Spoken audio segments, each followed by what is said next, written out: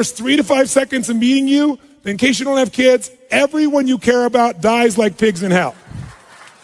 It's that important they like you. Let's see if you use your body differently. Ready? Go, go, go.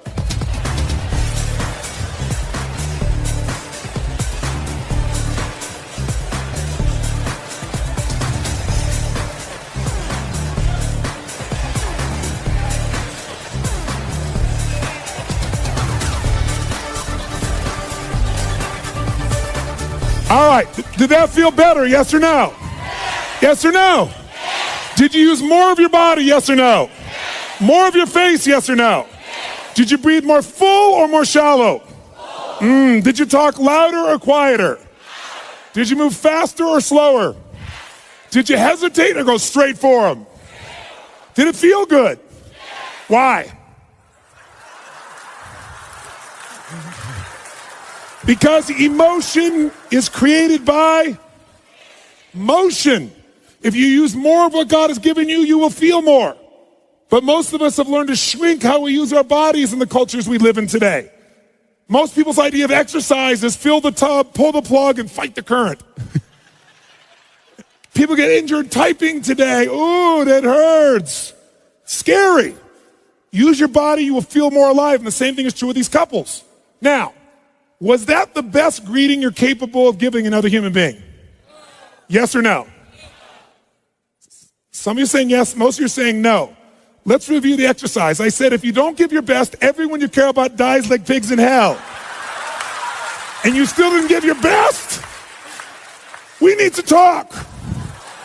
Listen, if you said no, I respect you because you were honest. Because whenever we say we've given our best, it's always a lie. Because whenever you get there, what do we always discover? There's another level. Every 4 years for centuries in the Olympics, what happens? People run faster, they jump higher, they lift more weight. Every 4 years for thousands of years. How has this happened? Drugs, that's how. No.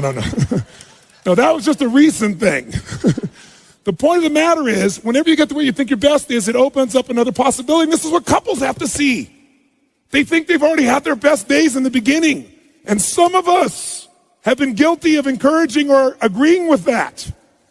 And that's the worst thing you could possibly do. This idea, when I first started coming out doing the things I was doing, I'll never forget, the attacks on me was, he's raising people's expectations and they're going to be disappointed. I hope the hell so. Disappointment. If you don't have a higher expectation and get disappointed, you're not going for anything. You're not alive. And besides, that disappointment will either drive you or crush you. You get to decide which one it's going to be. Absolutely. So, since that clearly wasn't the best one you're capable of giving, we have to take up one more level. You say, what are we going to do, get naked? No. This time what I want you to do is I want you to greet people like they're your long-lost lover or best friend. Like, oh my God, look, it's Mary. Look at her. Oh my God, there she is. Ah! I want you to greet people like your long-lost lover or best friend. Ready, go, go, go.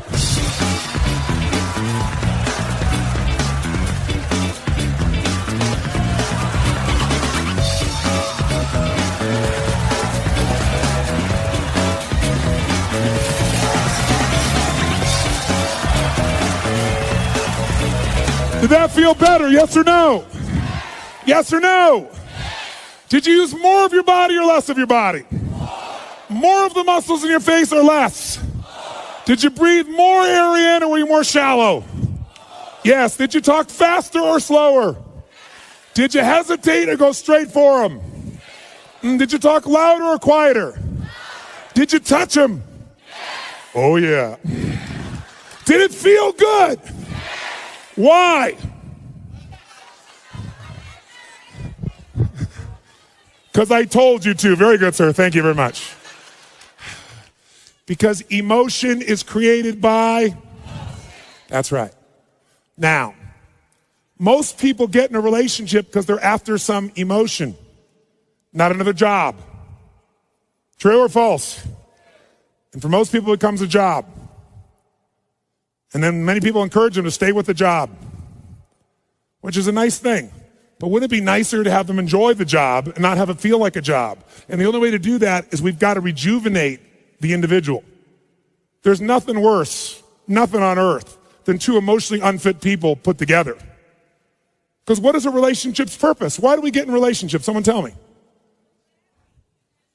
To grow, to experience love, to be happy, to learn deep spiritual lessons, to have someone to be to. Thank you, sir. Very good. Someone to be to. Now, here's what's interesting. Everything you would say to me, whatever you're going to say to me about why we get in a relationship, underneath it, even if you say, so we can make a difference in the world together. But why do you want to make a difference? Because it's going to make you feel something. There's only one reason we get in a relationship: to magnify human emotion.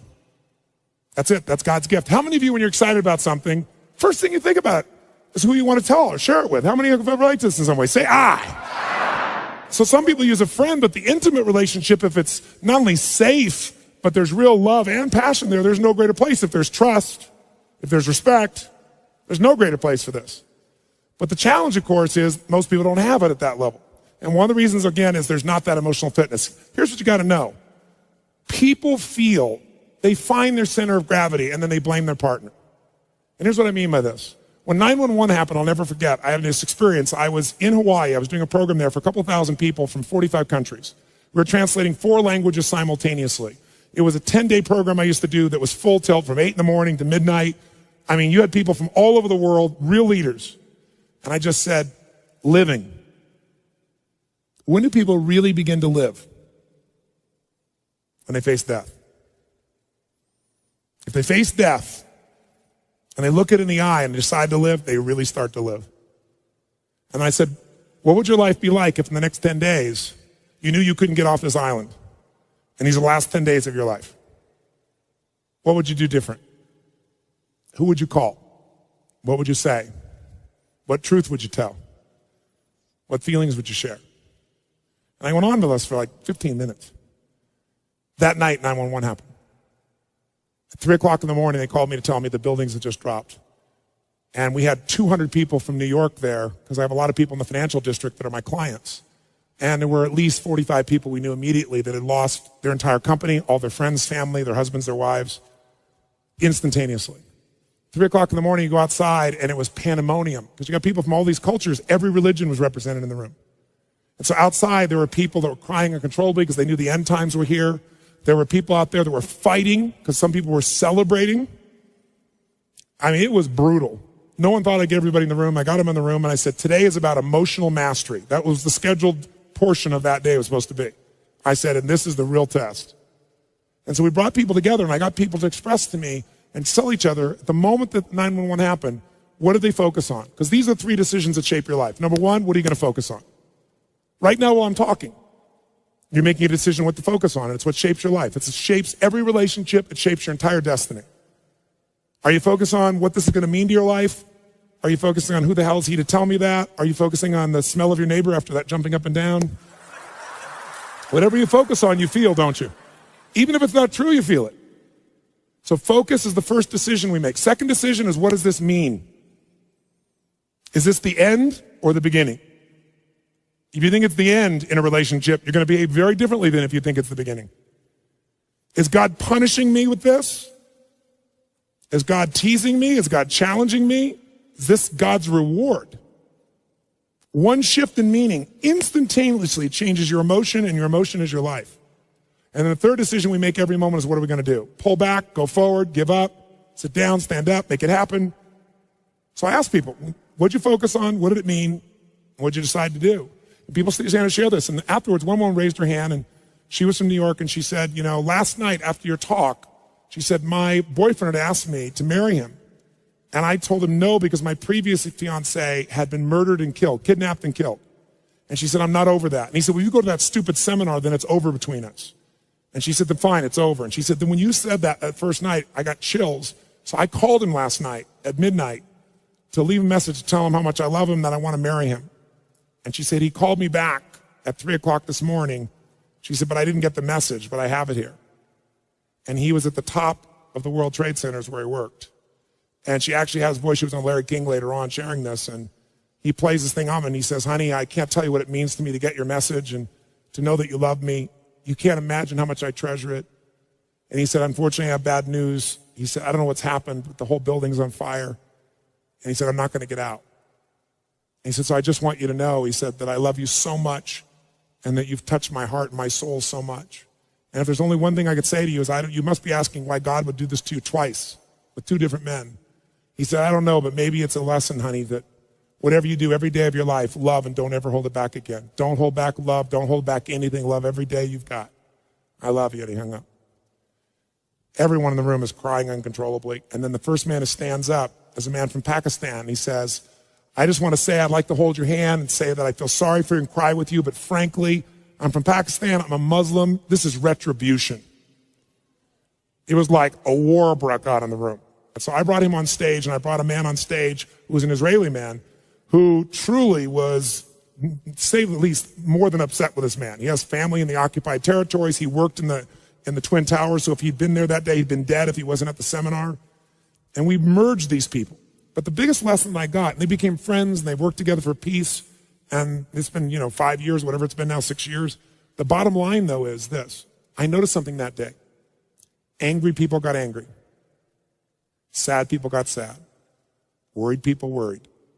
Loving people loved. This one woman was so pissed off, so I went around and asked her about things. She wasn't from America. She knows no one in New York City. This didn't affect her in any way, and yet she was raging about this thing. I said, you just get pissed off all the time. You use rage all the time. And she kind of smiled and goes, well, it's kind of like jet fuel. I brought up this woman who worked in the hospitals in New York, and she was guilty that she wasn't there to help people. But as you dig underneath, she always finds a way to be guilty. Here's my point. People, how many of you know somebody who always finds a way to be pissed off no matter what happens? How many know somebody like this? Say, I. And how many of you know somebody that isn't funny, but they think they are? And they laugh so hard at their own jokes that you find yourself laughing too. How many got somebody like this? Say, I. Who do you want to be with? Not hard to figure out, is it? Emotions are a habit. And when we go to relationship, all we do is magnify them. And then we find reasons to back them up. Those people use 911, as horrible as it was. I said to them, all of them, you could be feeling this sad, you're going to feel this sad, as horrible as it is that 3,000 people died. Guess what? 4,000 people die of cancer and heart disease every day in this country. And they're men, women, children, aunts, uncles, mothers, and you're not sitting around crying about them every day. Why are you so selective in your compassion? Because what we did is focus on it, and then people use that to produce an emotion. That's what people do in a relationship. You want to change a relationship? Change the primary emotion that person lives in. You want to do that? Retrain their body is one way. Only one. I'm going to give you a couple, but that's one. And the best way to do that is only if you can do it to yourself. So let's take this up one notch. Shake your body out. And notice if you sat down already, that ought to give you a clue that energy may not be at the high top of your list. Okay? It's like, oh my God, let me sit down and get comfortable. I'm not being critical of you, but just notice if you went for the path of least resistance, that's not signing up real well for your ability to transfer that to somebody else. So, but it's a new muscle, so let's use it. Let's do this. How many of you'd like to have more joy, more excitement, more passion, more ecstasy in your life right now? Raise your hand, say I. And if you really want it, you got to do it. Because emotions don't just hit you, they are triggered, and you can trigger them through motion. So here's what we're going to do. Shake your body out, and in a second here, we are going to shake this building with our energy. What I mean by that is, we are going to celebrate for no good reason. And here's why I say that. You don't need a reason to feel good. Why do you have to justify feeling good? And if you think that's weird, think about this. Most people don't need a reason to feel bad. Isn't it true? How you feeling? Like crap. How come? Woke up. And people go, I understand. But if you say to somebody, how's it going? I feel so good. How come you feel good? I don't know. I just feel good. Take that guy to the funny farm. Isn't it sick that we live in a culture that if somebody's happy, we want to know why.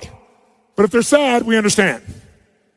That's where it is. So we got to change that pattern. So here's what you're going to do. Most people in our culture never celebrate anymore. And a relationship without celebration is a dead relationship. It's dead. Celebration is a secret to joy. Joy in a relationship is the basis of anything. That's where love can grow. So one of the things we got to do is learn to celebrate. Now, when do people in our culture celebrate? Like go crazy like a little kid and it's socially acceptable. When? When you graduate from school. Yeah, I did it. I have to go to work. When else do people celebrate? Come on. They have their first child. It's a boy, it's a girl, and you hug strangers, and it's beautiful. Everybody accepts it. Any other time, you're weird. When else can you really cut loose and celebrate? You have your first orgasm. Good, sir. Very good. I did it. When else? That's right. Around the world, this is the weird thing about human beings, when a local sports team wins a national championship, show me. Come on, show me what people do. Come on. Yeah! We scream, yeah, we did it. What is this, we did it? You didn't do We did it, you watched. But I'm glad you finally make it okay to feel happy for a day. Isn't it a weird thing culturally that we're gonna make our happiness tied to someone else's performance that we can't control just based on living in a city? But at least the city goes crazy for that one day. See, you don't need an excuse to feel good. How many got more than enough reasons to be happy and grateful for your life, for your health, for people you love? Say I. So all you gotta do is retrain your body to celebrate instead of training yourself to fit in. How many of you have ever lowered your happiness or your joy or your energy because someone else wasn't feeling as good and you didn't want to offend them? And does it make them feel better? Your playing small does not make them big. All it does is lower the standard, and most of us have learned to do that. So if you're gonna lead, you gotta step out of it. So let's do this. We are gonna celebrate just to get that energy in our body. On a scale from 0 to 10, where 0 is dead, 10 is unstoppable intensity, go to 20. Now to do that, in case you haven't celebrated in many years, I'll remind you. First key to celebration is your feet must come off the ground. None of this, I know it looks cool, but when you actually rise up like this and you extend, you open your diaphragm, which changes your biochemistry instantly. It doesn't happen when you do this. Second key is you must use your voice. How many of you when you were a kid used to make all kinds of weird noises? Come on. Make some crazy sounds out loud. Come on.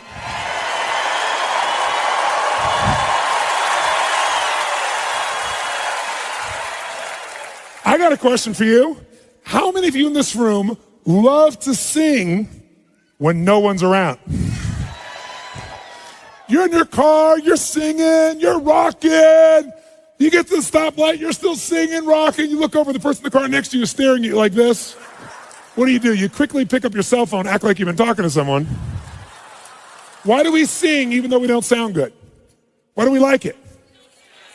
That's right, because emotion is created by, and to sing, you have to move parts of your body you don't normally move. And if you don't use it, so we like it even though we don't sound good. So when you're celebrating, you're gonna extend and you're gonna make sound like crazy. How many want to go for it? Say I. Then your job is to outdo the old person next to you with your intensity. We're gonna clap till we get to 3, and then we'll do it. 1, 2, 3, go!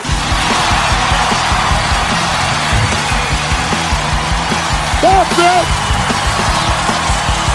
Come on!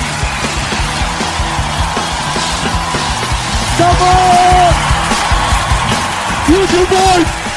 Get a high five from the people around you. Grab a seat. If you feel better than before, make a fist and say yes.